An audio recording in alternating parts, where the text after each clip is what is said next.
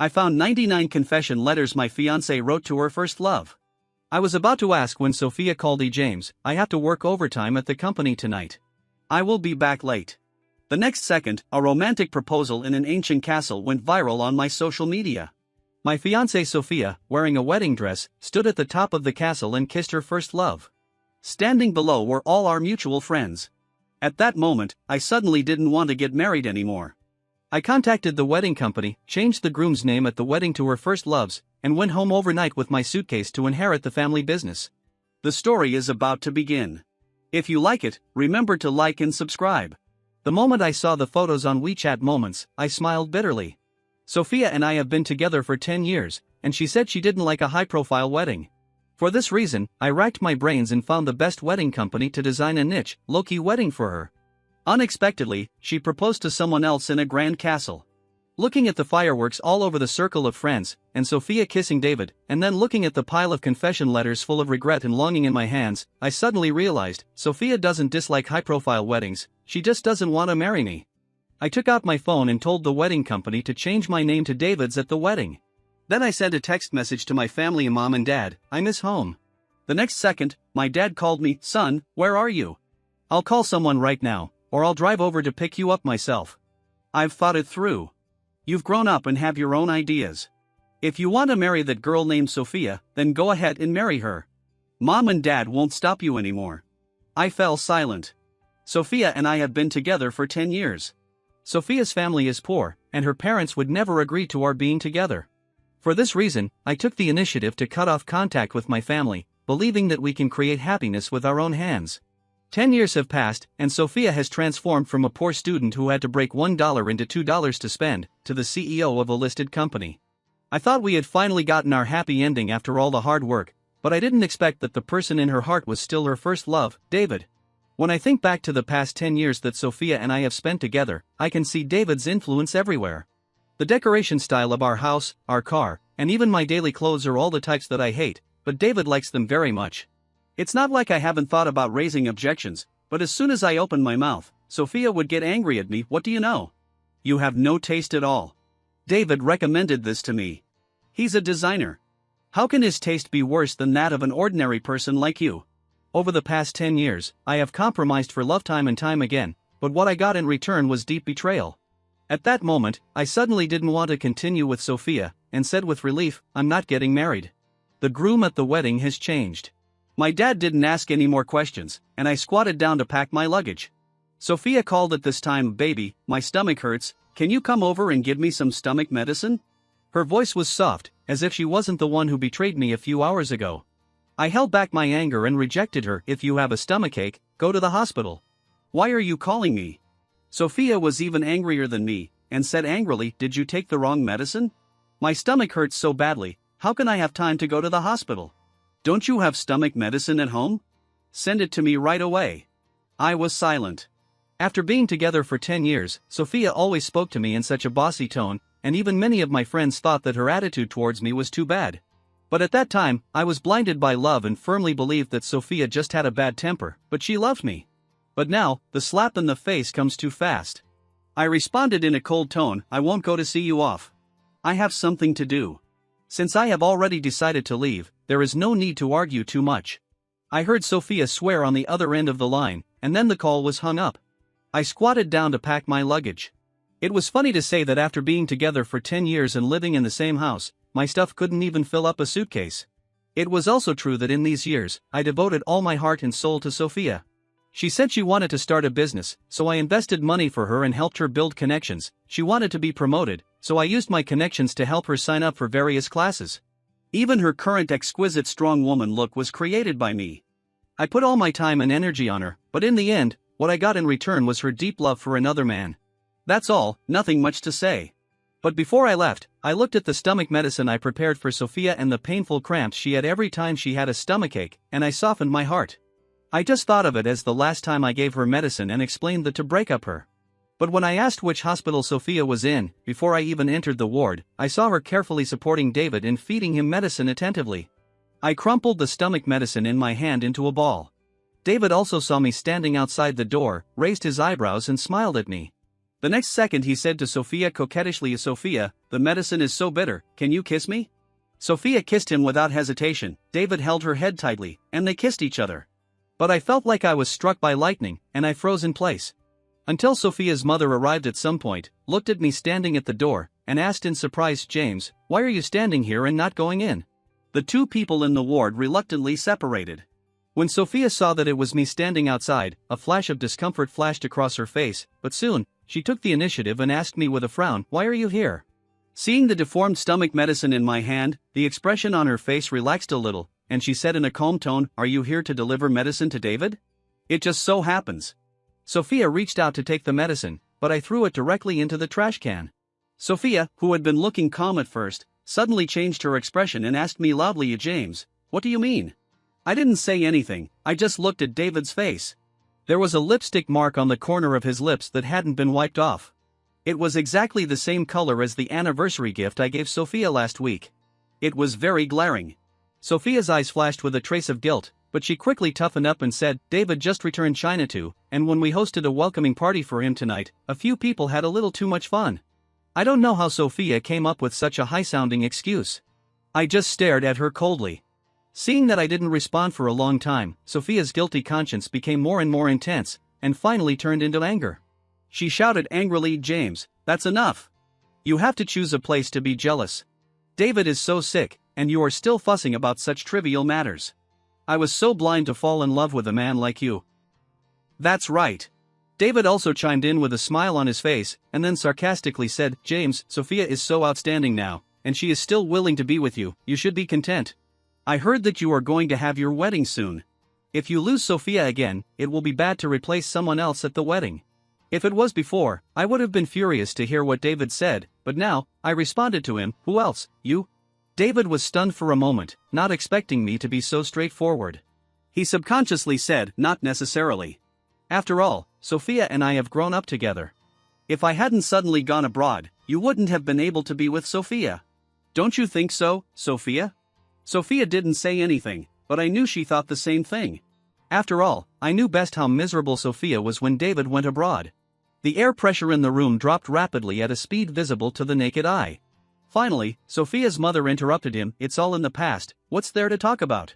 Sophia, the wedding photos you and James took this afternoon are ready, why don't you two go pick them up together? I'm busy and David is still sick, so let James go. Sophia refused without thinking. Sophia's mother's face suddenly turned ugly, and she wanted to say something, but I took over the conversation, it's okay, I'm free, I'll go. After all, these are my own photos, I don't want others to mess with them casually. But when I got to the bridal shop and looked at the developed wedding photos, I almost laughed out loud. All the photos were of Sophia and David, not a single one of Sophia and me. The staff member was very panicked and immediately apologized to me, sorry Mr. James, we don't know what went wrong. I will go and check it for you now. No need, let's just send it to this address as planned. Originally, I had no plans to marry Sophia, and it would be just right for the wedding photos to be used at Sophia and David's wedding. When I got home, it was already 5 p.m., and my dad's plane was less than an hour away from landing. I was lying on the sofa, just about to make a cup of coffee and take a break, when Sophia came back. As soon as she came in, she started rummaging through the drawers like crazy, but I didn't bother to pay attention to her. But when Sophia looked around and couldn't find what she wanted, she immediately looked at me in the living room and asked, did you move anything in my room? What? I asked, confused. Sophia's expression was very ferocious as she said, it's the ornament I put on the table in my bedroom. It was given to me by David. Did you hide it? I frowned. There was indeed a wooden figurine on the bedside table in the master bedroom, which was out of tune with our decoration. But no matter how many times she moved, Sophia always kept the faded figurine with her. I asked her once before, and she said it was a gift from an important person. I didn't expect that person was David. Well, apart from David, who else could have made Sophia, who was so thick-skinned and easily bored with new things, keep an inconspicuous wooden doll year after year? But these have nothing to do with me anymore. My dad sent me a message saying that he had gotten off the plane and would be here soon, and I also packed my luggage and prepared to go out. Suddenly, Sophia's eyes fell on the suitcase in my hand. The next second, she rushed towards my suitcase like crazy. You hid it in your suitcase, right? I knew that you hated David so much that you would throw away the things he gave me. Give it back to me. Sophia came up and grabbed my suitcase. I didn't want to pay attention to her, so I just said, are you sick? Sophia pushed me away and opened my suitcase in front of me and started searching inside.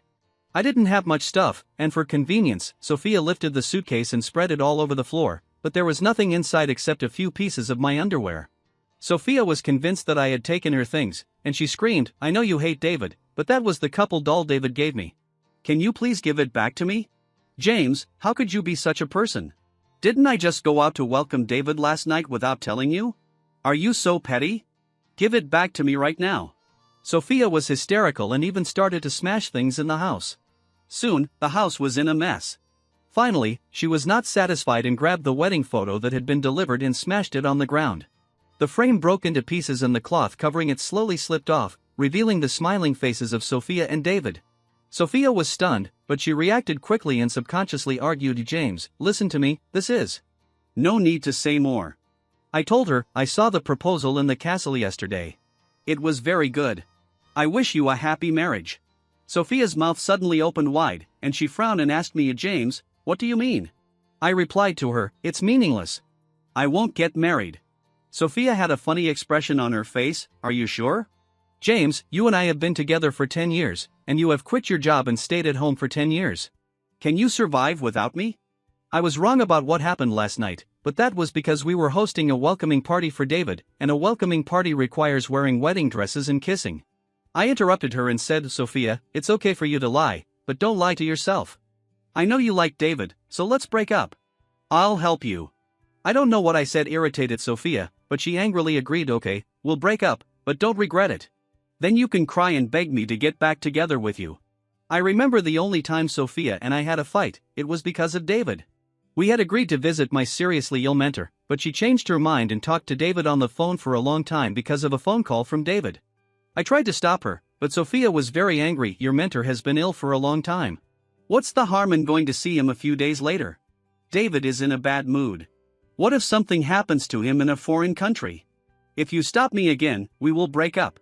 That day, I rushed to the hospital, but still didn't see my mentor for the last time. I felt guilty for a long time because he was the best person to me besides my parents. Sophia scoffed at this. "That just shows that he has a bad luck. I'm going to play games with David now." I was so angry that I broke up with Sophia, and she agreed readily. After the breakup, she was like nothing happened, eating, drinking and having fun as usual, but I lost 10 pounds and didn't even have the interest to eat. After receiving the message from Sophia asking for money to buy a new bag, I transferred all the money I had to her without hesitation. I thought we were reconciled, but I didn't expect it to be the same mistake again. But I won't make the same mistake a second time. Taking a deep breath, I told Sophia, "Don't worry, I will never appear in your world again." Sophia thought I was bragging. After all, every time she got mad at me, I was the first to give in. So when I left and got into my dad's luxury Bentley, she thought I was mad and shouted in the direction I was leaving, "James, just go ahead and don't come back. I will make you watch me marry someone else and have kids, so you won't even have time to regret it." Sophia's voice was so sharp that even my dad couldn't help but frown when he heard it. "What's going on?" "It's okay," I replied. "I spent 10 years proving that I was wrong about him. I can bear all the sadness and grief alone. I don't want my parents to worry about me." Seeing that I refused to talk, my father did not ask any further questions. Instead, he asked me what my plans were next. I sighed and said, "I'm fine with anything. As long as I can leave this damn place and not meet Sophia again, I'd be willing to go to Africa." My dad pondered for a moment, then said, "Then I'll arrange for you to start working in China. It just so happens that my family has just opened a new company in the nearby city. You can go there to gain some experience. Once you make some achievements, I'll transfer you abroad." I agreed. The onboarding procedures were completed very quickly, and I started working that afternoon. Mia, the company's general manager, didn't like me as a relative who was parachuted in, but when she saw that I handled all the work in an orderly manner and was able to find several loopholes in the work, she gave me a thumbs up and exclaimed, "Mr. James, you have led many large projects, right? Your processing speed and ability are amazing." I smiled. No one knew that during the 10 years I had been with Sophia, I had been handling all the affairs of her company. I had become very proficient at this kind of thing. Unlike my busy life, Sophia has been living a good life after the breakup. She and David go to various occasions every day in a high-profile manner. It's almost written on their faces that they are a couple. Today they are at Disneyland, tomorrow they are at a couple restaurant, and their love is so affectionate that it can fly off the screen. Sometimes I think David is ridiculous. When Sophia and I were together, he couldn't stand it and came to sabotage us, and he always sent me some random things. But now that Sophia and I have broken up, he still always sends some of his and Sophia's intimate interactions on my phone. Looking at the overwhelming intimate photos on the screen, I just found it funny. I blocked David directly and the world suddenly became quiet. But I didn't expect to meet Sophia and David here. There was an interview at the company in the afternoon. I didn't have to go, but Mia insisted that I was very capable and asked me to go and check it out. When I walked to the meeting room, I saw Sophia accompanying David. She looked at him with admiration and said, "David, you are amazing. I heard that this company is one of the Fortune 500 companies. How can you come here to work?" "That's right." David was not modest at all. He continued proudly, "I didn't think much of this company at first, but their HR kept sending me messages, so I agreed to come and take a look." Sophia said lovingly, "You are really amazing. I knew you were much better than that loser James. He goes out to eat and drink every day and doesn't understand the hard work I put into making money." Perhaps because she heard my name, Mia immediately set her sights on me. After seeing the calm expression on my face, she rubbed her nose and said, "Mr. James, you can come meet the people today."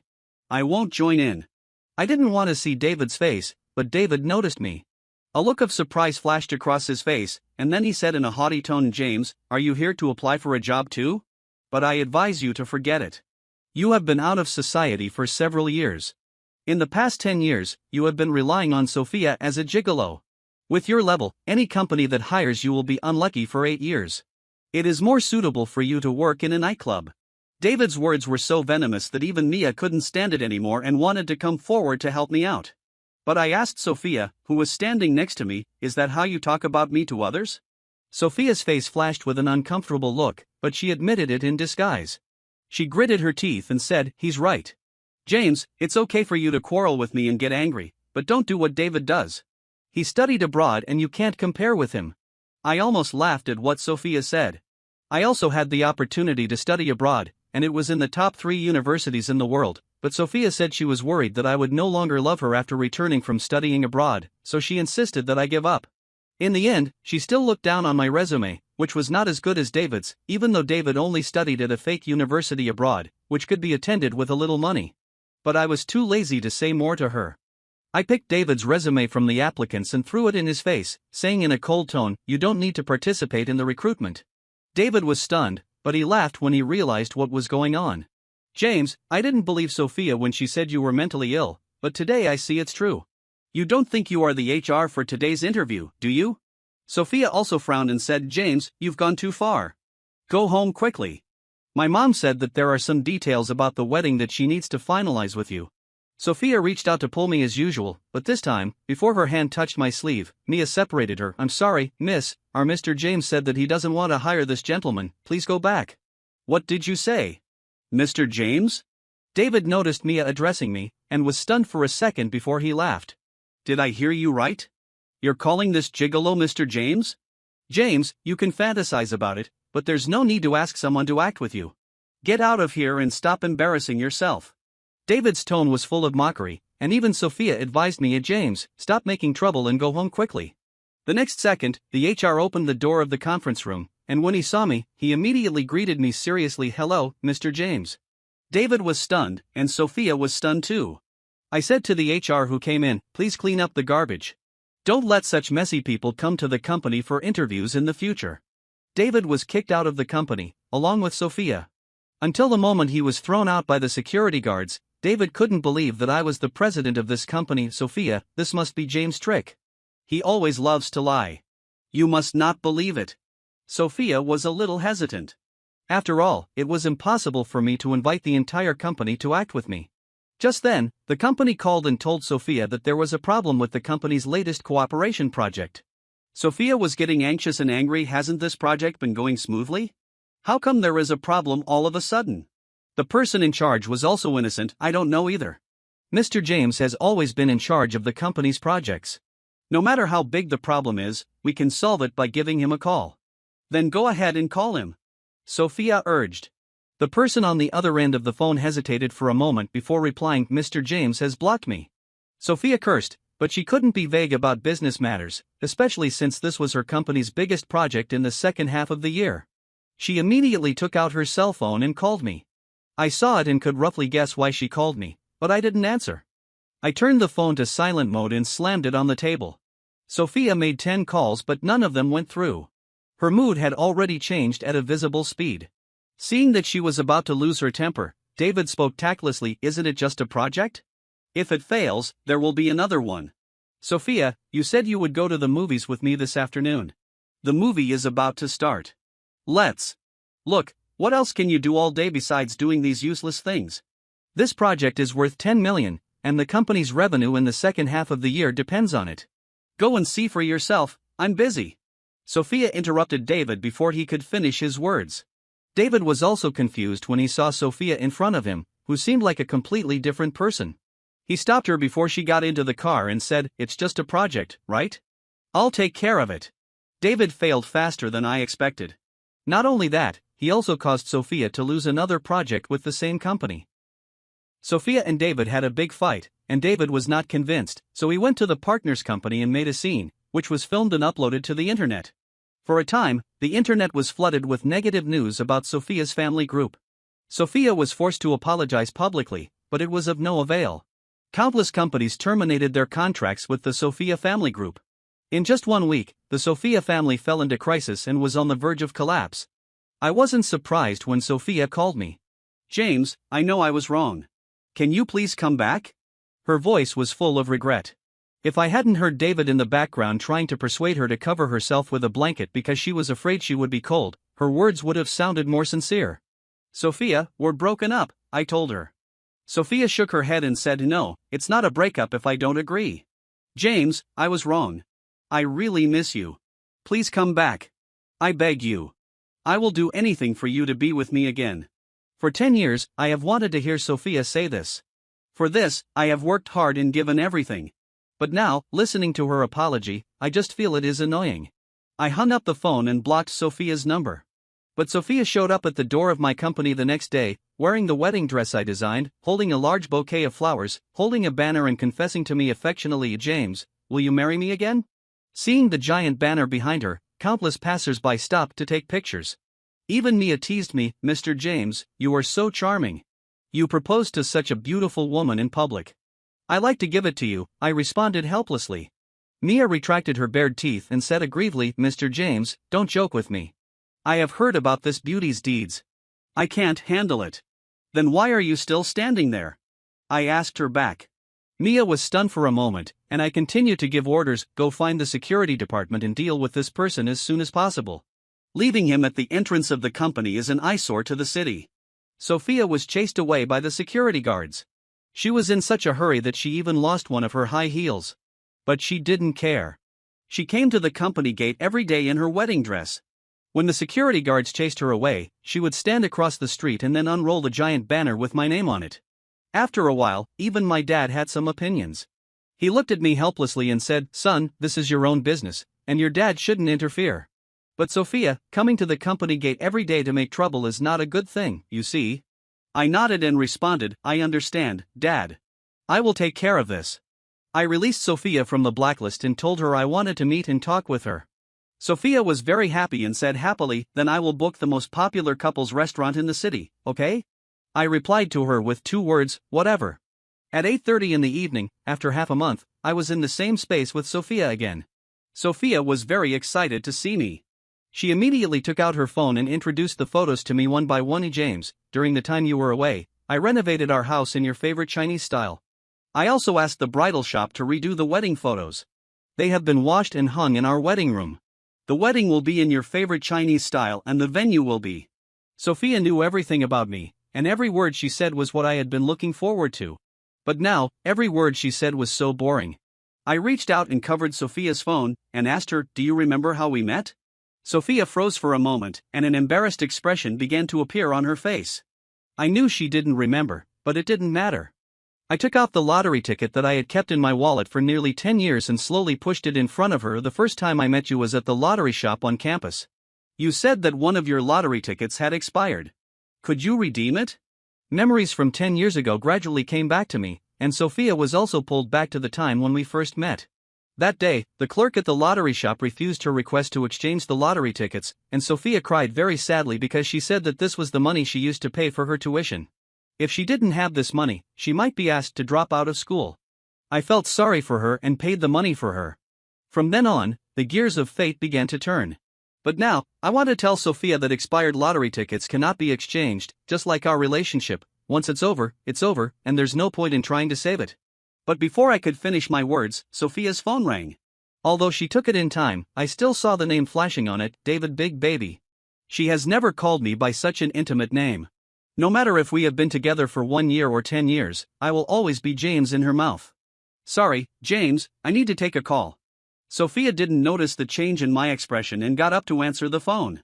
Through the transparent glass window, I could see her patience in coaxing the person on the other end of the phone. I suddenly felt that even this meeting was meaningless. I stood up and paid the bill directly, then went out and called my dad. Dad, I've made up my mind. I'll take over the overseas project. Okay, book a flight for this afternoon, the sooner the better. When Sophia returned to the restaurant after the call, I was nowhere to be seen. She called me immediately, but the response she got was a cold, mechanical voice. Sophia panicked and typed with shaking hands at James, "Where have you been? Please don't scare me, okay? James, come back. Tomorrow is our wedding. Didn't we agree to have a good talk?" The moment I received Sophia's message, the boarding reminder sounded in the waiting room at the same time. I looked at my phone and saw dozens of missed calls and that message. In the end, I pulled out the card and threw it directly into the trash can. I thought to myself, Sophia, I have loved you for 10 years, and pursued you for 10 years. During these 10 years, your eyes never stayed on me. Even when we said goodbye, there was David's shadow. Goodbye, never see you again.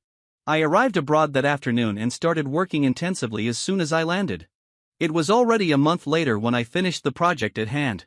My dad said that the new project was going well, and he was going to transfer an old acquaintance from China to help me. I was not surprised when I saw Mia.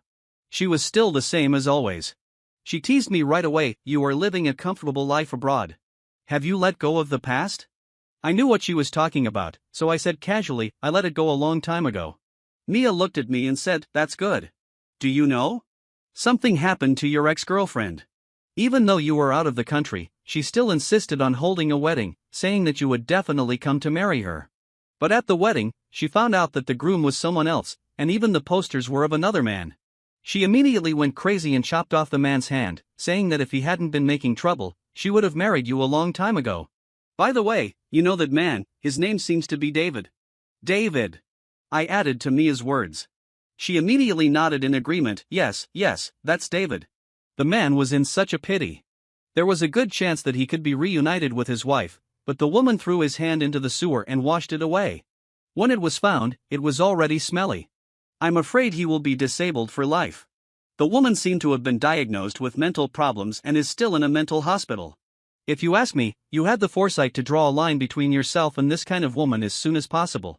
Otherwise, I have to go to the hospital to see you now. Mia was still teasing me, but I didn't say anything.